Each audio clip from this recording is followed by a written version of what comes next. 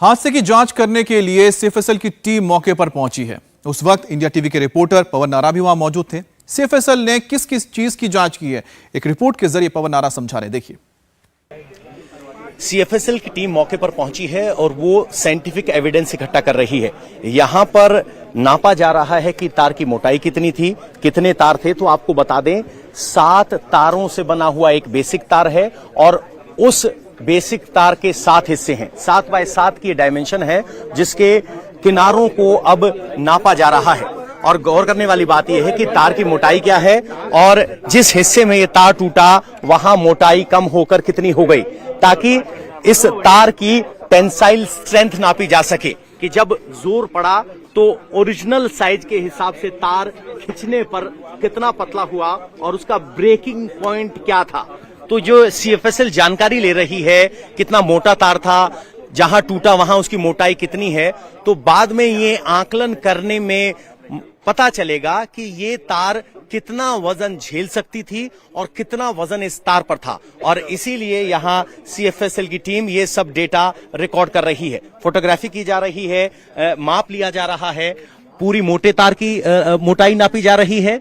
इसके अलावा छोटे तार की पैमाइश की जा रही है और जिस हिस्से पर यह तार टूटा उसकी भी पैमाइश की जा रही है। ये सब टेक्निकल एविडेंस होगा ये सुनिश्चित करने के लिए कि आखिर ये तार टूटने से पहले हुआ क्या था, कितना जोर पड़ा था, कितना जोर ये तार सहन कर सकता था और कितने जोर पड़ने पर यह तार टूट गया।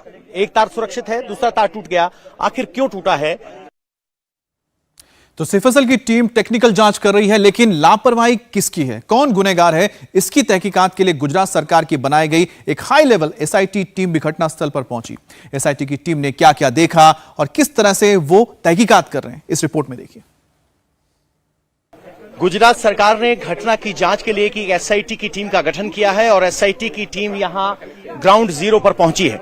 यहां आप देखेंगे तो ये तार का टूटा हुआ हिस्सा है जिसका मुआयना किया गया है और अब यहां एसआईटी टीम के सदस्य अंदर गए हैं। जो देख रहे हैं, जिस एंकर पर यह तार बांधा गया है, जो तस्वीरें हमने आपको पहले दिखाई थी, तो उस एंकर का मुआयना कर रहे हैं कि जहां इन दोनों तारों को बांधा गया था। तो साथ में गुजरात के गृह मंत्री हर्ष सिंह भी आप देख सकते हैं और एसआईटी टीम के सदस्य हैं और ये टूटा हुआ तार भी जमीन पर पड़ा हुआ देखा जा सकता है। जो मुख्य तार था, जिन 2 तारों पर इस पूरा पुल टिका हुआ था, अब उसी को समझने की कोशिश कर रहे हैं। पूरी एसआईटी की टीम वहां मौजूद है जहां इस तार को एंकर किया गया था। तो एक तार आ रहा है और एक टूट गया है। तो ग्राउंड जीरो पर सिचुएशन को एसेस करने की कोशिश की जा रही है। एसआईटी की टीम ये समझने की कोशिश कर रही है कि आखिर हुआ क्या था, क्योंकि सबकी नजर इसी एसआईटी टीम पर है कि आखिर रिपोर्ट में क्या हकीकत सामने निकल कर आती है और कौन इसके लिए जिम्मेदार है। क्या पुल सुरक्षित था या सुरक्षित नहीं था? क्या लोगों की संख्या ज्यादा थी, तय सीमा से ज्यादा थी, और अगर ज्यादा थी तो इसके लिए जिम्मेदार कौन है? ये वो सब सवाल है जिसका इंतजार लोगों को है, उन 134 परिवारों का है जिन्होंने अपने निजी जनों को इस हादसे में खो दिया। हादसे के 20 घंटे बीत गए हैं, लेकिन रेस्क्यू ऑपरेशन अभी भी चल रहा है। नदी के पानी से जलकुंभी हटाकर रेस्क्यू ऑपरेशन किस तरह से चलाया जा रहा है, इसकी भी एक रिपोर्ट पवन नारा ने भेजी। मोरबी की मच्छू नदी में रेस्क्यू का काम जारी है और अभी यहां स्ट्रेटेजी में बदलाव लिए किया गया है कि जो इलाका कॉम कर लिया गया है उसको यहां क्लीन करने के लिए, मार्क करने के लिए बोतल टांगकर इस तरह से येलो रस्सी डाली गई है। ये जलकुंभी एक बड़ी चुनौती बनी हुई है क्योंकि इस पूरे इलाके में यहां आ जाती है, जिसे नाव चलने से लेकर डाइवर में दिक्कत परेशानी हो रही है। अब इस जलकुंभी को ऐसे रस्सी के सहारे दूसरे इलाके में किया जा रहा है ताकि पुल के नीचे के इस हिस्से में रेस्क्यू ऑपरेशन ठीक तरीके से किया जा सके। अगर आप जलकुंभी के बाद स्थिति को समझना चाहें तो कुल ऐसा दिखाई देता है।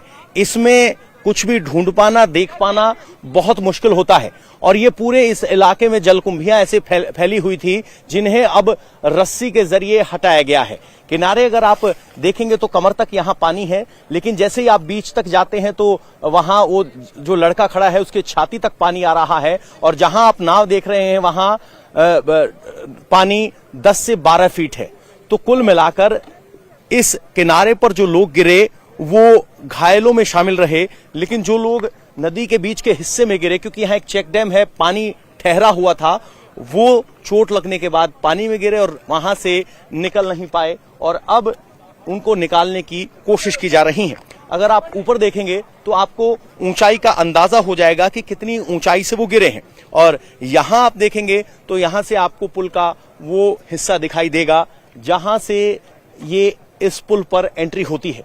इसकी ऊंचाई लगभग आप कह सकते हैं 35 से 40 फीट है और इसी अलाइनमेंट में दूसरा हिस्सा है जो इस पुल को जोड़ता है और वहां भी इसी तरह से कुछ 40 फीट की ऊंचाई है और बीच में ये हैंगिंग ब्रिज है। तो कुल मिलाकर स्थिति ये बनी कि लोगों के पास संभलने का मौका नहीं था। जैसे ही तार टूटा सभी लोग छटक कर जमीन पर नीचे आ गिरे और अब इस इलाके को जलकुंभी से हटाने की कोशिश की जा रही है। ऐसे अलग जा रहे हैं। तो आप एनडीआरएफ में हैं? मैं नेशनल डिजास्टर मैनेजमेंट टीम से हूं, district president NGO non government organization. तो अभी फिलहाल क्या स्ट्रेटेजी पे काम कर रहे हैं? फिलहाल स्ट्रेटेजी जो रेस्क्यू है, एनडीआरएफ, आर्मी और वायुसेना और नेवी तीनों ऑपरेशन में है और यहाँ लोकल बॉडी ठीक है। तो कुल मिला के ये खुद अपने कपड़ों के साथ चले गए हैं। इस तरह से यहाँ जल कुंभियों को हटाने का काम किया जा रहा है। और मच्छू नदी पर बना यह सस्पेंशन ब्रिज 7 महीने के रेनोवेशन के बाद खुला था। एक साथ पुल पर इतने ज्यादा लोग पहुंच गए कि पुल को सहारा देने वाला पूरा केबल ही टूट गया। पवन नारा की रिपोर्ट आपने देखी तो आप और समझ पाएंगे कि आखिर कैसे यह हादसा हुआ है। मोरबी में जहां ये हादसा हुआ, 140 लोगों की जान चली गई, वहां हम मौजूद हैं और यहीं से इस पुल की शुरुआत होती है। ये पुल 100 साल से ज्यादा पुराना है और अगर आप इसका स्ट्रक्चर देखेंगे तो स्ट्रक्चर पुराना वही है जो शुरुआत में था और यहीं से ये पुल शुरू होता है।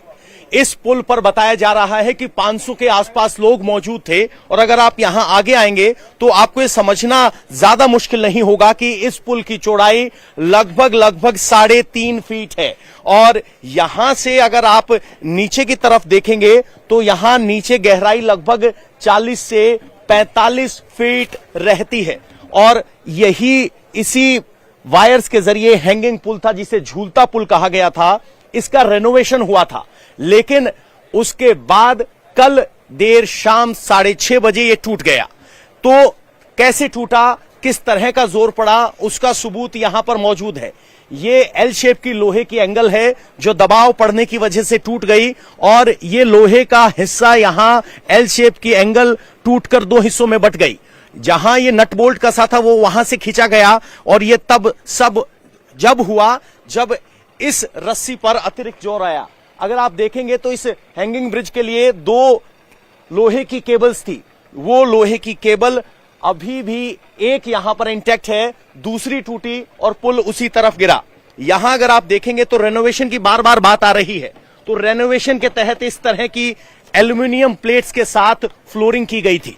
यानी जो तार आप देख रहे हैं, ये स्ट्रक्चर आप देख रहे हैं, ये वही 100 साल पुराना स्ट्रक्चर है, सिर्फ फ्लोरिंग बदली गई थी। यहां क्या स्थिति थी, जो लोग मारे गए हैं उनमें ज्यादातर लोग वो हैं जो महिलाएं थे, बच्चे थे और ये एक छोटे बच्चे का जूता इस बात का गवाह है कि बहुत सी महिलाएं और बच्चे यहां मौजूद थे। आगे आप चलेंगे तो आपको झूलते पुल की टिकटें दिखाई देंगी जो यहां पड़ी हुई हैं, यानी बाकायदा यहां आने के लिए टिकट लेनी पड़ती थी।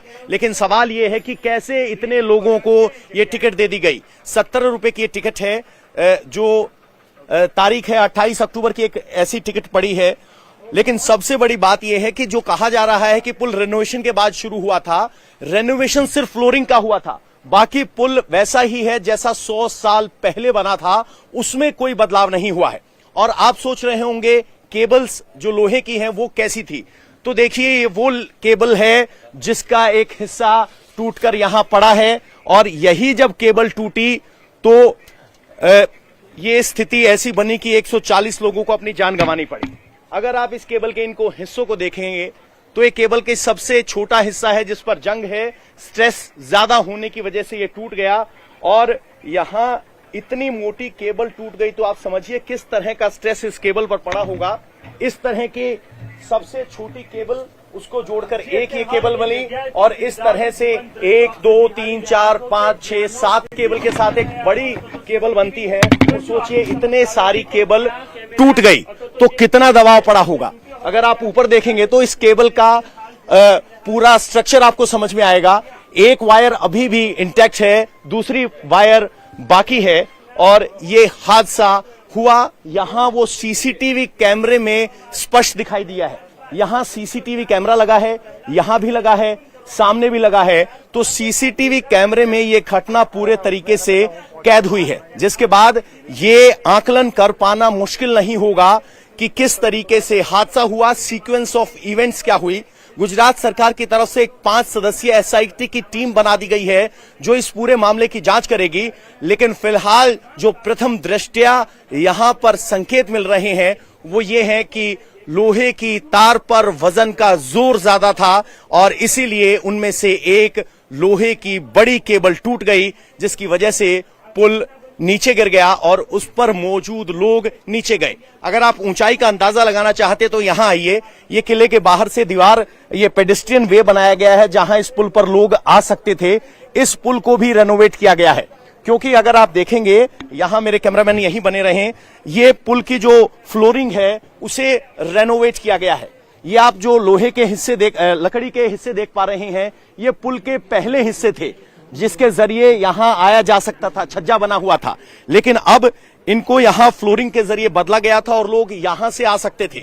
यानी बेहद संकरा रास्ता है, लगभग 3 फीट चौड़ा ये पुल था जो टूटा है। और अब अगर कैमरामैन थोड़ा सा आगे आए तो आपको हाइट का अंदाजा हो जाएगा कि किस हाइट की हम बात कर रहे हैं। यहां से लगभग 35 से 40 फीट गहरा है और सब वहां पुल से नीचे गिरे। तो कुल मिलाकर तस्वीर ये है कि स्पष्ट संकेत ये हैं कि पुल की जो रेनोवेशन हुई थी उसमें सिर्फ फ्लोरिंग बदली गई थी। फ्लोरिंग के अलावा किसी भी तरह का कोई बदलाव नहीं हुआ था। स्ट्रक्चर वही 100 साल पुराना है। झूल तो पुल लिखा गया है, सीसीटीवी कैमरे लगे हैं, वार्निंग भी दी गई है।